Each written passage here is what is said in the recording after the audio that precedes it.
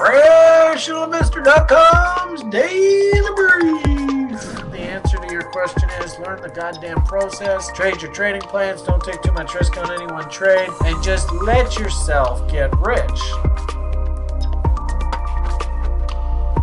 Hello, everyone. Welcome back to the RationalInvestor.com's Daily Brief.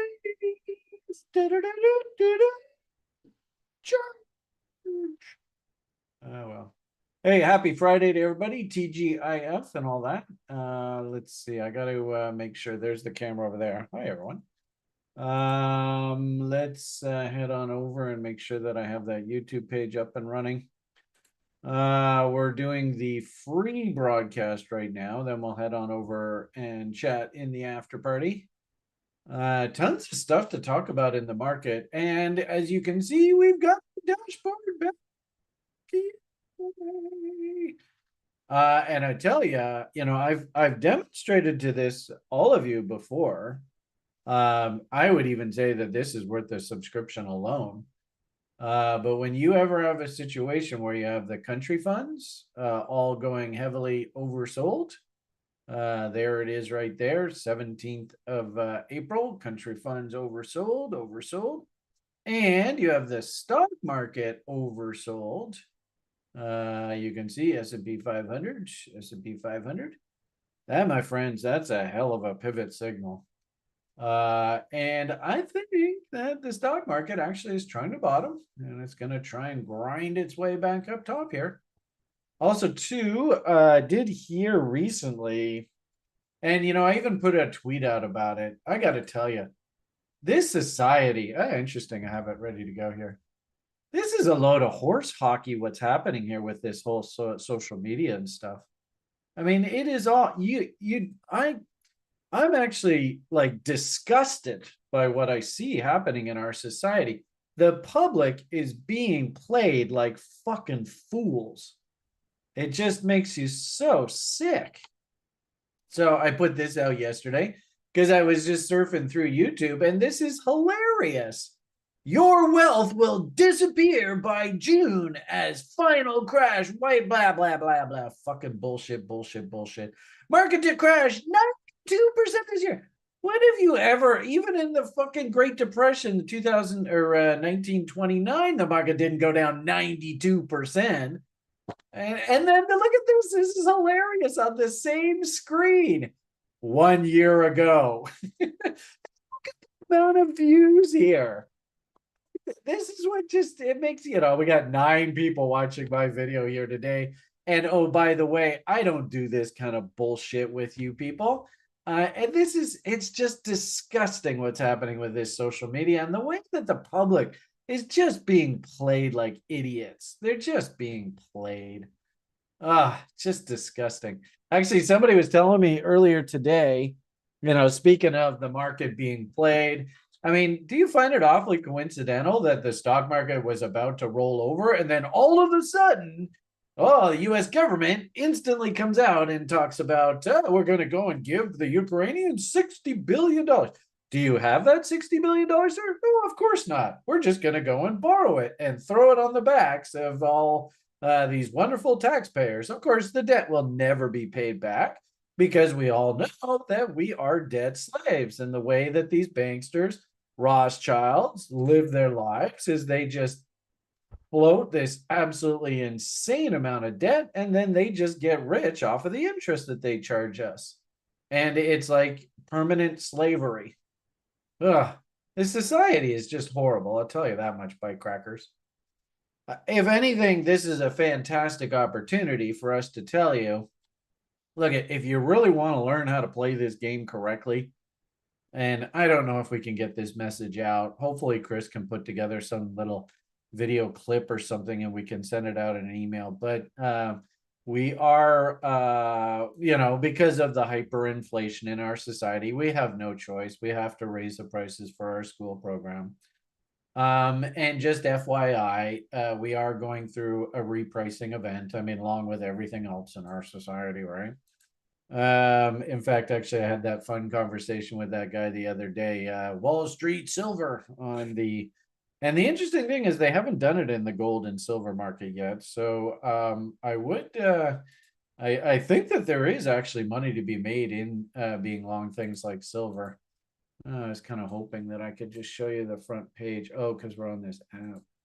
Let's see if I can show you. Maybe it'll on the front page. It'll show you.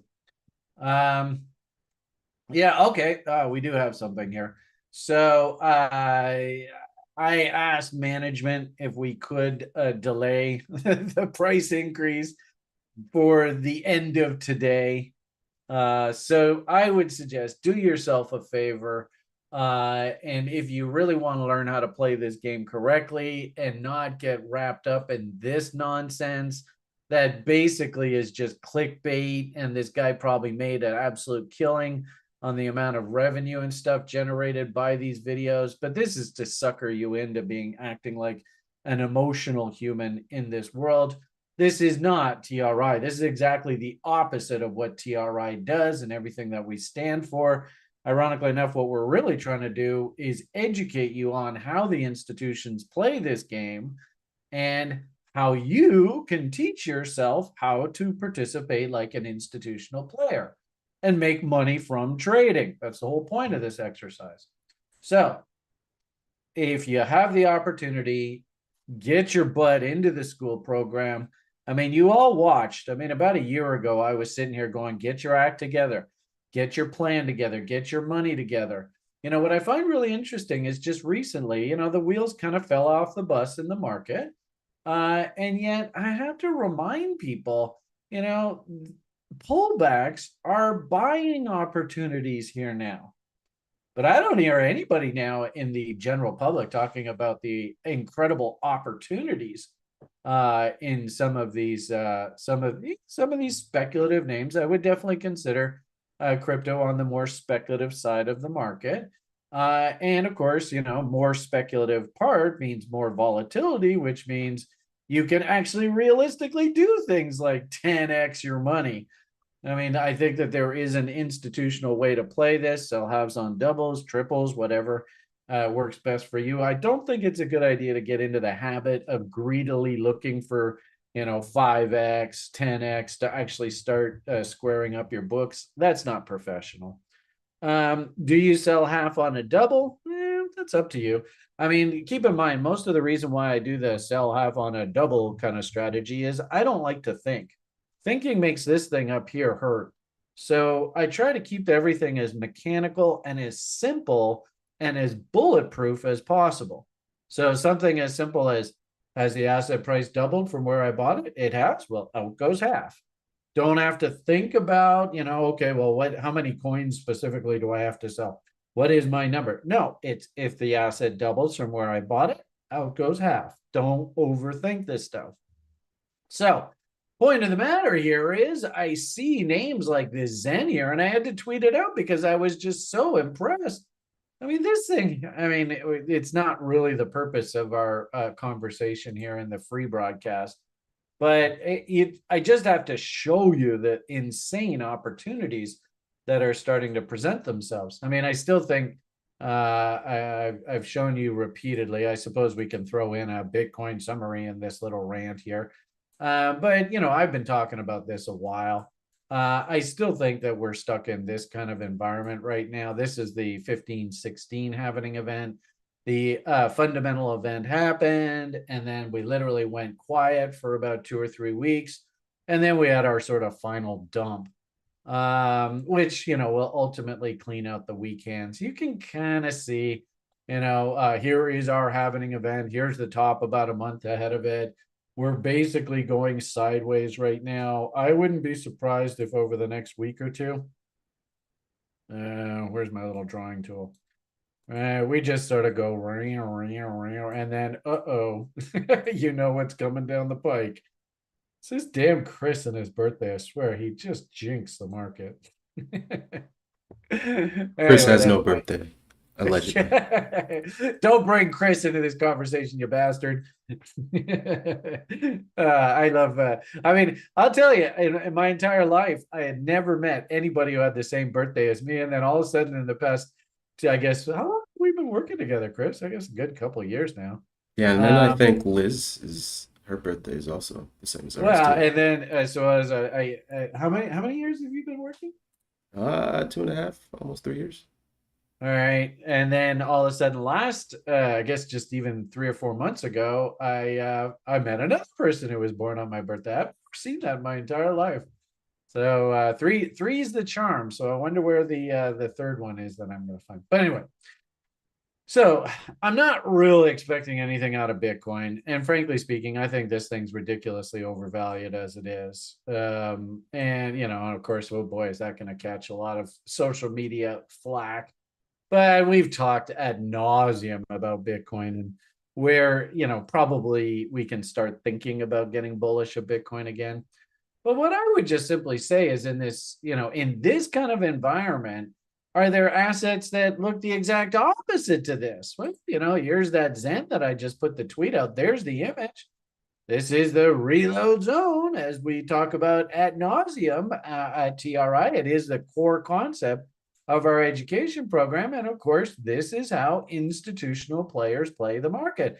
They buy down markets and they sell up markets. That's the way this game is played. Of course, the public does the exact opposite. We all know that, right? So, well, maybe right, maybe not. Anyway, point of the matter here is I couldn't believe this when I saw this chart yesterday. You could see the W's. Now, watch what happens when I zoom out. This is insane. As this asset, does it have any room to move up at all? Holy crap. I mean, it's so funny. We talk about, oh, yeah, he's going to get Julian yesterday did actually a really good broadcast on social media influencers in the crypto space, touting like this has got 50x written all over it, 100x. Well, I don't know about that, but if we just keep it really, really simple. Remember, I don't like to think because that makes this thing up here hurt. So let's just do a 50% rule. And this is just WD GAN 101. We're here sitting at what, $8? And the 50% level is 87. That's 10x. So, I mean, it's just sitting there. Could you, as a little old lady, just be in here nibbling away? And oh, by the way, here we are back down in a reload zone. I mean, it's no brainer investing. Problem here, of course, is anybody in the public even the slightest bit interested in this thing right now? I mean, I can imagine, crypto enthusiast, all that kind of talk. Yeah. But the public, they don't have a clue about Horizon. It doesn't mean anything to them whatsoever. When this thing is pumping all the way back up against the top end of the range and we're in this orgy kind of environment, then the public will come in. And ironically enough, we at TRI, we will just be simply selling into their buy orders. That's the tragedy of all of this. Or it's an incredible opportunity. Which way do you want to look at this? Point here is if you don't know what you're doing, for God's sakes, get your butt into the school program and let's teach you how to do this because it's not that difficult, but you got to set yourself up to do this. All right, there's the sales pitch. What do you think, Chris? Do you think management will be happy with that sales pitch? I think they'll be plenty pleased. All right, hopefully you could put together like a nice little piece or something on that. I'm not quite sure. I think Julian wanted to put out a final blast to our sort of email list. If you want to get in and you want to get in at these like, what do you want to say, like 2000 teens prices, you better act fast because the prices, unfortunately, at TRI, they have to go up along with everything else in our society, which sucks. Thank you, bankster crooks. Just add a zero onto the end of the bill. In fact, I could even make the argument that this $1,000 original price point, ironically enough, after the banksters have had their way and all the dust settles, this thing will have to be $10,000. It's just add a zero onto the price of everything in your life. I mean, I remember for years and years and years, a Big Mac was like $4 or $5. Here we are halfway through the hyperinflation cycle. And I hear down in the States, Big Mac was like $18, $19 or something like that. I would not be surprised at the end of this orgy of inflation. Thank you, bankster crooks. Big Mac probably be $40, $50. Isn't that terrible? Yeah, I don't think I would really want to include the rant that I just did, the sales pitch there in the time of our market call. So if anything, I'd almost prefer if we could just sort of hit the reset button, and then I'll just talk a little bit about what the heck's going on in the market today, if you don't mind. But I'll try and wind this up here in the next, let's say 10-15 minutes. So as I said, it's 20 minutes past the hour. I think we started at 9:05, like Chris said. We're about 15 minutes in. We'll go a couple minutes overtime just because lots going on in the market today. And of course, I was asked politely to do a bit of a shill here for the school program. Hopefully that was of some value to everybody. All right, and that Zen idea. I mean, that in itself, I think, could be a fantastic sales piece there. Okay, so what the heck's going on here today? First things first, right out of the gate, we had big inflation number. I honestly think that the whole damn thing is planned. These central bankster crooks, whatever the hell you want to call them, Rothschilds, they know exactly what the plan is years in advance. So they also, I think, have a very scripted sort of response for the public on the justification for their behavioral patterns. As I've pointed out repeatedly over the years, I think actually most of this has to do with things like Jupiter-Saturn crosses and the effects those massive planetary spheres have on us silly little humans on the planet Earth. And what I do find interesting, which actually validates it more in my eyes, is the way that the silly humans fight this vehemently. And when I do actually do presentations and talks about this, it's like people just poo-poo it. I've now lived through 3 of these Jupiter-Saturn crosses, and every single one of them, the humans go stupid, the markets go stupid, because keep in mind, the markets are nothing more than just an expression of the human collective perception of value. And, it's just rinse and repeat. Of course, we just went through a massive event. Unfortunately, also too, these cycles do correspond with the bankster crooks money cycle, what they define as money. I tried to explain this concept to those silver people there a few days ago. Actually, interesting reading the comments, how none of the people reading that, watching that video, not a single person commented, went, oh, yeah, I can understand the whole money reset cycle and what the banksters are doing to us and the hyperinflation of the money supply and why you simply have to add a zero onto the end of all of these prices just to make everything equal. Not a single person actually was, of course, TRIers commenting on that stream were like, yeah, Brian, stick it to them, show them what's real. But none of the sort of the regular audience there, they were all wrapped up in, well, it's the Chinese panic buying metals. Well, I might argue that, there is a certain degree to that. I do like the idea that the Chinese, unfortunately, God, you think we're slaves in the West? Oh my goodness, the Chinese. And if anything, it's great to see that TikTok app is being banned. Actually, I saw a report yesterday how stunningly manipulated that TikTok platform is, and how you in the West are being encouraged to question your sexuality and whether you identify yourself as a houseplant or not, versus conversations about things like the destruction of civil liberties in China. Those are all muted. So if anything, maybe that's a good thing that's happening. At the same time too, I'm not going to get into the debate about whether the Americans do it too on their platforms. If anything, Alan and his Twitter feed, maybe his platform is also being manipulated. How would we in the public even know? I did find it fascinating that there were lots of anecdotal proofs that indeed your information is being directly sent to the CCP's headquarters if you actually use that platform. Oh, interesting. Now, as soon as I got on this topic of conversation, YouTube is not receiving enough video to maintain smooth streaming. As such, please change the topic of conversation. All right, let's talk fluffy unicorns and peace and all that kind of stuff, and all of a sudden those errors will go away. Chris, are we still maintaining the stream here? What's the word? Okay. Okay, so as you can see, interestingly enough, stock's actually catching a bit of a bid. Does this make sense? Because the headlines are US price pressures remain sticky. And actually, interestingly enough, as I was getting my day trading going, keep in mind, and this is a core concept that I teach in our education program, is every single day. Yeah, look how much notes I did for Friday. I mean, this is how busy. I basically put a full frickin' day in here. And I was pleased to see it was profitable.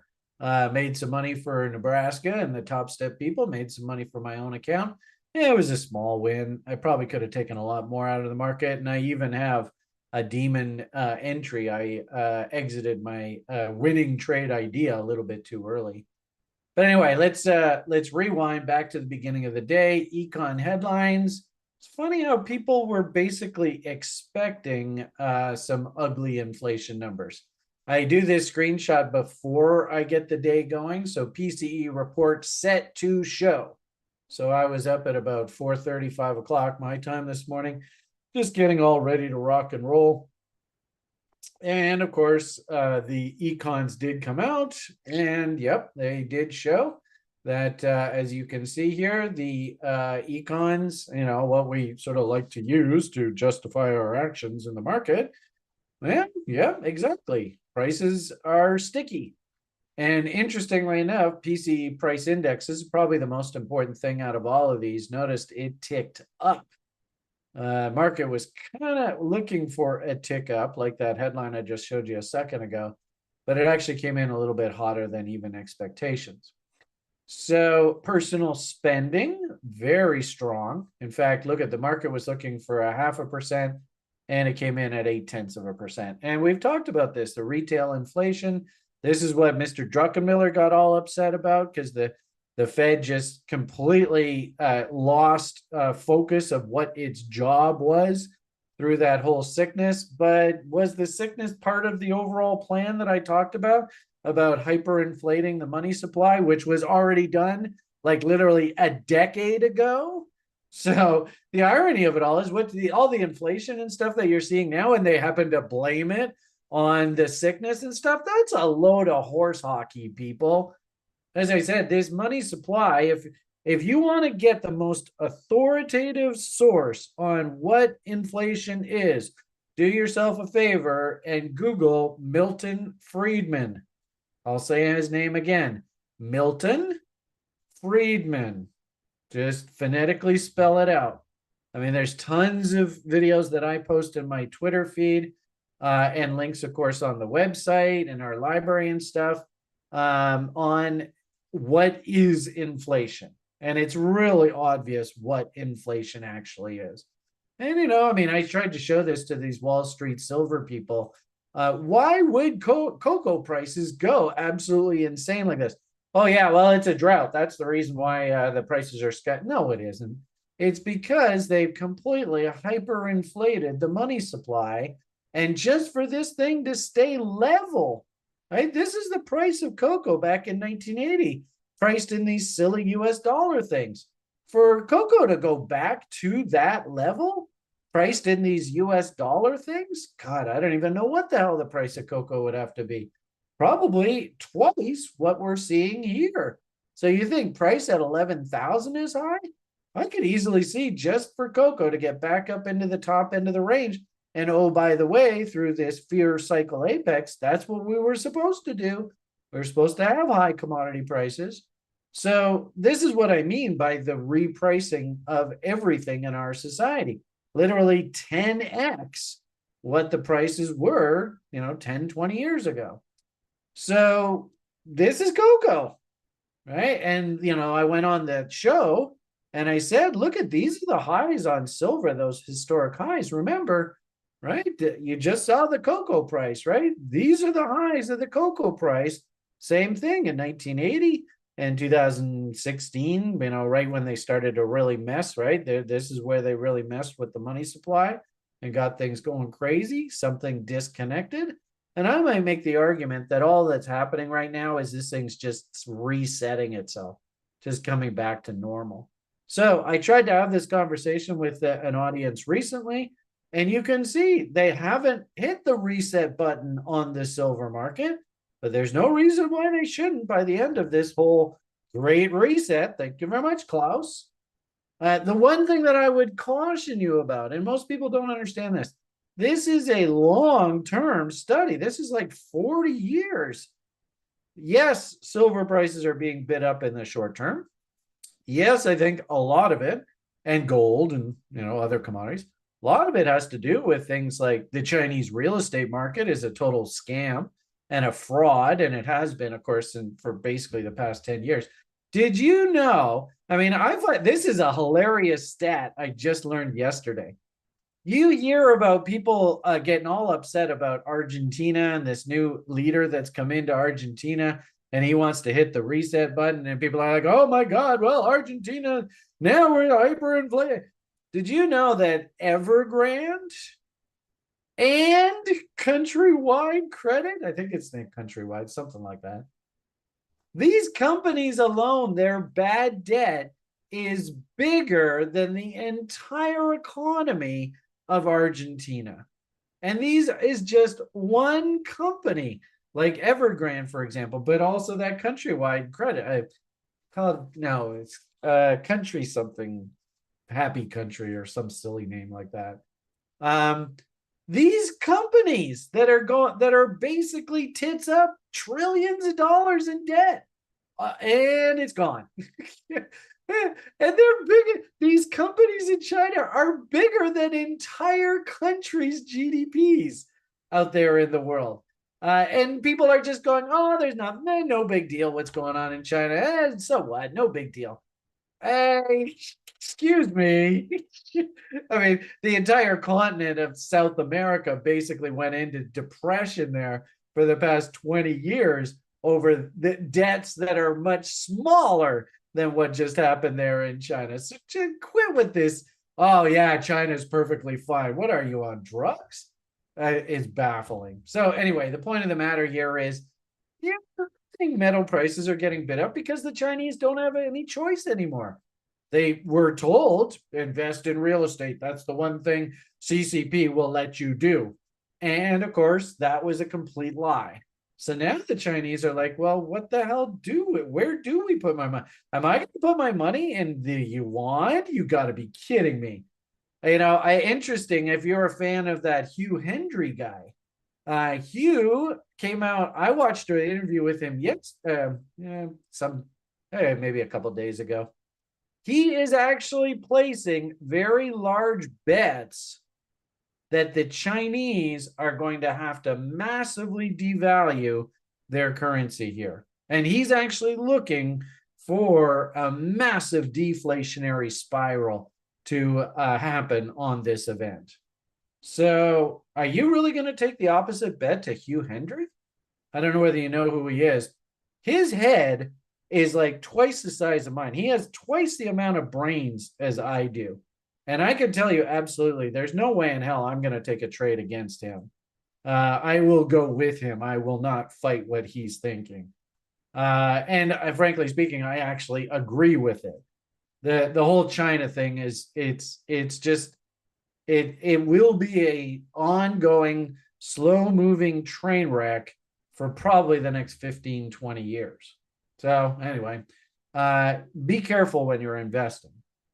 What I would say here is we have to appreciate the seasonality of the market. And this is silver seasonality. So just because you're super enthusiastic about the silver market, and from a fundamental longer term perspective, I am extremely bullish of this part of the market. I actually think that there is quite a big opportunity here. And also too, I live in like literally the headquarters of the junior mining market for the entire Western Hemisphere. And, thanks to my idiot political leader, they're trying to put this whole business out of business. Well, why was this mining sector here? I mean, have any of you heard of the Klondike, the gold rush?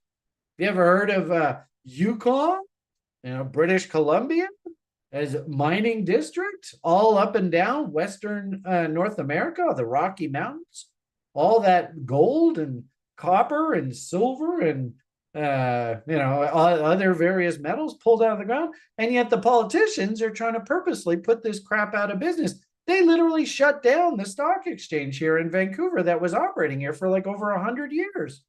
So something doesn't smell right. And usually what ends up happening is that eventually the market will rebalance itself.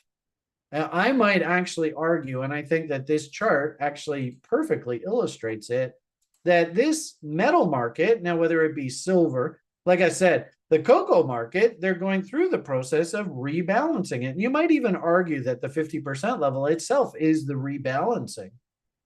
But this silver market, look at where silver has to go just to get back to that rebalancing event. And where the hell does price have to go on this Fugazi idiocy, massively diluted currency? Where does the price of silver have to go if this repricing event happens and all they do is they just rebalance the market? I mean, the numbers are staggering. So, the interesting thing about this, right, is I really live my whole sort of career off of this one expression here. But understand there's no right or wrong way to read this. It's just perspective. And I believe opportunity is now here. But at the same time, too, and if anything, Terry, this is a shout out to you. And Chris, if you can make a clip of this, I think this is super important, is it's okay to understand the fundamental story. And I mean, if anything, it's okay. It's important. But at the same time, too, don't discount the technical story. Something like this is technically, this is like almost think of like ebb and flow with the tides, going and jumping into the surf at high tide. Of course, you might find that you're on dry ground when low tide comes around. So applying some technical timing to your purchases can make a huge, huge difference. And, 30 plus years experience in the market, I can tell you without a shadow of a doubt, markets love to pivot around the end of June, beginning of July. And if I was going to load up on a commodity like silver, this is the window that I would be really interested, not right here. So really good sort of sales pitch for why technical analysis is so important. You might have people that are like, I love this fundamental story, rah, rah, rah. Chinese are coming in and they're, aping into the silver market, kind of like what you just saw, aping into crypto and stuff. And then, they have to go through 3 or 4 months of just absolute heartbreak as the technical picture cleans itself up. And then we get ready for the next leg. But a lot of these times, especially if they bought on margin, well, they get flushed out. All right, so a little bit of context with regard to that recent interview that I had with Silver. I've been thinking about it. The what was it? Wall Street Silver people. It was a great conversation. I really liked the guy. Ivan, I think his name was. Super nice gentleman. And, big shout out to Terry on the site. He's trying to sort of introduce me to all of these social media influencers, try and get the TRI name brand out there a little bit. So big shout out to Terry. Appreciate all your efforts. Now, okay, I think we'll leave that at that. It's now 20 minutes to the hour. Have been barking away here for about 30, 35 minutes. All I'm going to say is with regard to the stock market, I get the feeling, I mean, first and foremost, absolutely tickled pink. We finally have the dashboard back up and running. Woo! And as I said, and way to go, Stuart, you are awesome. You hung in there. one good dude, right? This is a shout out to him as well, Brian. Lay off Swordy's trying as hard as he can. We have it's this kind of information that I really find valuable, because think of this as sentiment. And remember, when the public is selling, I want to be buying. When the public is buying, I want to be selling. You can also see on the breadth indicator itself, we were in a dramatically oversold condition for the S&P 500, and we are lifting.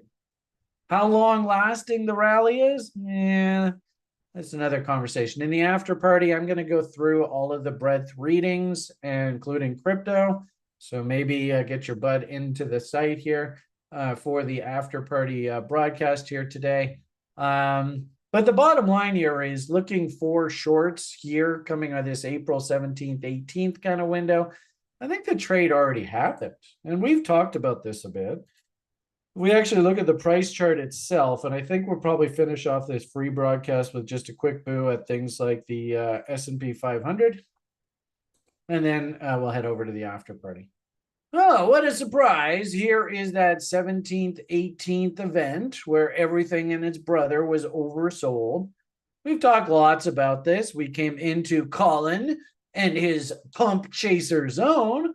And keep in mind, the only reason, Colin himself has interpreted this data, and we call it, he's affectionately gone, damn, Mark, if you were a bull and you were thinking about how to get in on the market, don't go and buy here. Just wait for the market to do things like 50% retracements. And this is just a year to date from the end of the year, January 1st. Very typical technical action here. Nothing shocking. Now, how long lasting is this bull run? You can see the market is moving up, and oh, gee whiz, we just hit the 50% level of the sell-off. Is there a level that we might consider coming back in on the short side if we're interested in hunting shorts? Well, that's the reload zone. Notice the reload zone lines up nicely with a 30 SMA. There's good old Mountain Man. Lines up nicely with trendline resistance. So thinking that the market was going to rally and then having the dashboard breadth indicator here saying the market is stupidly oversold and it's due for some sort of bounce, and our histograms going absolutely insane oversold on both the short and medium term, this was a no-brainer buy here, folks. But that's from a trading perspective, and I expect a lot of you're not traders. So I would respect the seasonality of the market. I think we had a very natural dead cat bounce. It is playing itself out, and I wouldn't be surprised, that again, this is a great sales pitch for TA. We could probably start thinking about those indicators topping out as we work our way up into reload short zones. You can see the market this is what they call climbing the wall of worry. So probably the market works its way back up into Brian's favorite fib. And then we'll start asking ourselves, okay, do we really want to be uppy, or do we maybe want to tank into good old Brian's birthday? And, I've told you repeatedly what usually happens around my birthday. So we are still a few weeks ahead of that. And I think that they're doing nothing more than just relieving this oversold condition. Can you make money on this? Well, if you're a trader, I think so. Investors, I think I would prefer to wait for a nice structural solid bottom. Again, these are things like setups that we teach you at TRI. A setup that I love, that I used to use when I was prop trading a million years ago. The but, right? It just simply asks, can I have at least a 33% correction, but no more than 66? And then if I get 3 higher lows, then I can actually work with market structure to frame a long trade. So that trade looks, and it's always drawn backwards, but that trade looks something like that. Oh, what a surprise. Look where we are right now. Maybe this is the extent of the rally, folks. But look where we are right now. And really what I want to see is we have 1 low. We have 2 lows. What I would like to see is let's get on the other side of this trend line Maybe we get a bit of a dip. Keep in mind, we've got the FOMC coming up here soon, right? FUMC, I think we call it. So the market loves to relieve oversold conditions heading into the FOMC event. Do we have a date on that? Class Insights, you probably know the date on that FUMC event. I think it's the first week of May, if I'm not mistaken. So it wouldn't surprise me if, again, the breadth indicator right here on the site, this is exactly what I built this for, is you can clearly see going short and feeding into all this stupidity on social media about panic selling and all these kind of idiots that really don't know what the hell they're doing in the market. I saw it over the past month or so. This kind of talk became absolutely rampant. Now, just ask yourself, are the powers that be, the guy that's in the White House right now, he wants to keep his job. Is he going to do everything in his power possible to keep this job? Obviously, yes. Oh, mysteriously, look out. All of a sudden, we got $100 billion out of nowhere that's going to be injected into the U.S. defense industry to prop up that part of the market. I mean, ironically enough, this is so cliche, it's ridiculous. So this kind of crazy ass talk into massively oversold conditions, into, ironically enough, technically appropriate levels, it really doesn't surprise me that this market's actually bouncing as we speak. They're coming up with sort of reason du jour why things are happening. The latest reason is that Google is now officially announced that it is going to pay a dividend. Okay, well, if you want to use that as your reason, fine. What I would just simply say is, you see the size of this price gap. I mean, do you think we're going to have to come back down here and revisit this area over the next, say, 4 or 5 weeks? I think so. And I would really like to see like a nice base. And I'd actually like to see a nice W on the other side of this trend line. And then we can start going absolutely crazy, uber bullish. So let's, not a big surprise to see dead cat bounces in the after party. We can take a look at the options open interest. I think there's a lot of excuse, a lot of reason why they're taking the S&P 500 above 510 here into the close today. Not a big surprise, just business as usual. Having said that, let's next week we're going to be focused on FUMC, and then following the FUMC, then I think we'll start to see what this market really wants to look like heading through this seasonally kind of iffy market state. Okay, there's your rant. It is Friday, so of course Brian's full of piss and vinegar. I take a day off, and then it's like I've got like an hour's worth of content that I want to spit out. We did take some time there, give you a little bit of a shill about the price change at TRI, and I'm sorry, folks. I mean, we just don't have any choice. I would actually argue that for what we actually do, like, you go read our testimonials. I mean, it's ridiculous how many people have said literally that this education program is life-changing. For $1,500 to change your life forever, I think that's a pretty good investment. Even with that 50%, I guess, what is it, 33% increase.